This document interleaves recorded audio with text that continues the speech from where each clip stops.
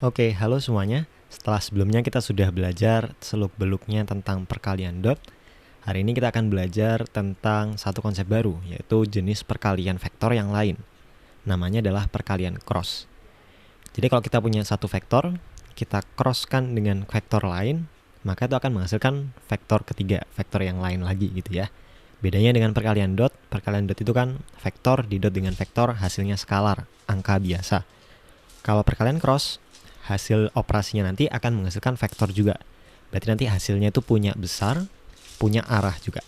Oke? Cara menghitungnya ada dua pendekatan. Yang pertama, seperti biasa ya, pendekatan geometris. Misalnya, ada vektor A arahnya ke kanan dan vektor B arahnya ke kanan atas sana membentuk sudut theta terhadap A. Oke, jadi vektor B ini kita bisa komponenkan ke dua sumbu. Pertama yang sejajar dengan A, itu besarnya B cos theta. Yang kedua adalah yang tegak lurus dengan A, yaitu besarnya B sin theta. Untuk menghitung besar dari A cross B, itu kita mengalihkan A dengan komponen B yang tegak lurus A. Beda ya dengan perkalian dot. Perkalian dot kan tadi kan mengalihkan vektor yang satu dengan komponen vektor lain yang sejajar vektor pertama tadi. Kalau perkalian cross itu mengalihkan vektor pertama dengan komponen vektor kedua yang tegak lurus dengan vektor yang pertama tadi. A dengan komponen vektor B yang tegak lurus A. Gitu ya. Sehingga besar dari A cross B itu sama dengan besar A dikali besar B sin theta. Besar B sin theta itu adalah komponen yang tegak lurus A tadi. Oke. Itu kan baru besarnya. Masih ingat ya, kalau vektor di cross dengan vektor, hasilnya itu vektor. Itu definisinya.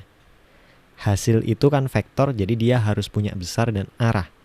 Besarnya itu adalah ini, jadi panjang panahnya nanti ini. Arahnya kita belum bisa tentukan di sini kalau menggunakan pendekatan geometris. Untuk mengetahui arahnya, teman-teman harus belajar dulu yang namanya aturan tangan kanan. Itu nanti kita akan bahas di video yang lainnya. Oke, untuk saat ini simpan ini dulu aja. Besar dari A cross B itu A kali B, besar A kali besar B, dikali sin theta. Dengan theta adalah sudut di antara dua vektor tersebut. Yang kedua adalah pendekatan dengan vektor satuan. Masih sama persis. Kita nyatakan satu vektor dengan menjadi komponen-komponennya, vektor yang lain menjadi komponen-komponennya, lalu kita kalikan dengan sifat distributif seperti biasanya. Tapi aturannya sedikit beda. Kalau I aku crosskan dengan J, maka hasilnya K. K ini adalah vektor satuan yang arahnya ke Z positif. I kan vektor yang besarnya 1, arahnya X positif. J itu kan vektor besarnya 1, arahnya Y positif. Kalau K, itu kita kenalan ya dengan K itu ya. K itu vektor yang besarnya 1, arahnya ke Z positif. Kalau I aku cross dengan J, hasilnya K. J di cross dengan K, hasilnya I. Kalau K di cross dengan I, hasilnya J. Perhatikan bahwa perkalian cross ini itu tidak memenuhi sifat komutatif. Jadi kalau dibalik, hasilnya akan beda. Kalau J ketemu dengan I, jadi J cross I nanti hasilnya negatif K. K di cross dengan J, hasilnya adalah negatif I. Pokoknya kalau dibalik, tambahin negatif aja. Kayak gitu. Contohnya gitu ya, misal kita punya vektor AI tambah BJ dengan CI tambah DJ. A, B, C, D ini adalah sembarang bilangan real, bisa diisi berapa aja. Kita disuruh mencari hasil perkalian crossnya di antara dua vektor tersebut. Kalikan satu-satu aja. AI kali CI, AI kali DJ, itu ketemu ini ya. BJ dikali CI, ingat, urutan vektor satuannya nggak boleh dirubah. Ini kan I ketemu I. Yang I, tadi yang perkalian yang ini, I dulu ketemu J gitu kan ya. Jangan ditukar urutan vektor satuannya. Dan seterusnya akan kita ketemukan seperti ini. Balik lagi ke aturannya, I cross J itu K, J cross I itu negatif K. I cross I, J cross J itu 0. Agak kebalikan gitu ya sama perkalian dot tadi. Kalau perkalian dot kan sejenis nilainya 1, kalau beda 0.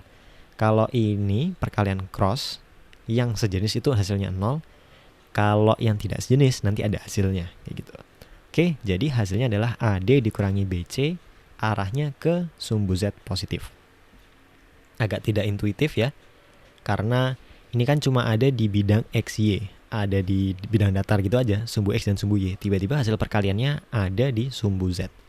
Itu nggak usah dipusingin dulu kenapa bisa seperti itu. Nah, kita di sini fokus untuk menghitung aja.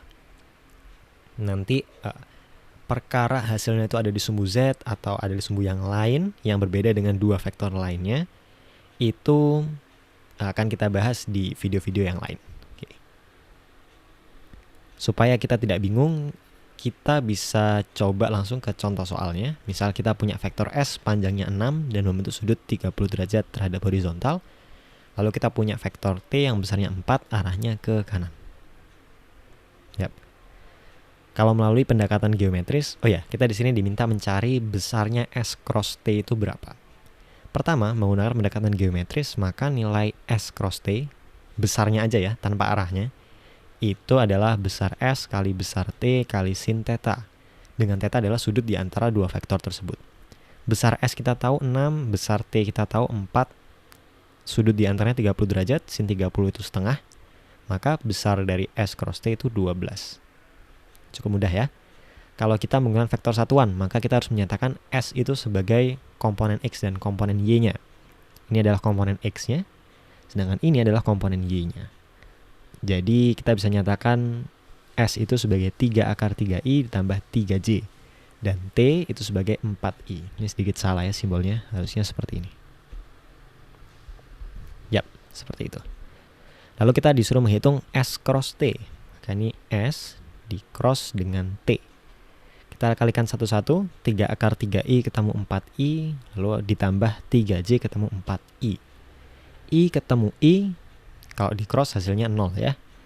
J di cross dengan I, hasilnya negatif K. Sehingga S cross T itu hasilnya negatif 12K. Atau panjangnya 12, arahnya ke negatif sumbu Z. Kalau kita ditanya besarnya aja, ya berarti sama ya, 12. Diambil besarnya aja 12.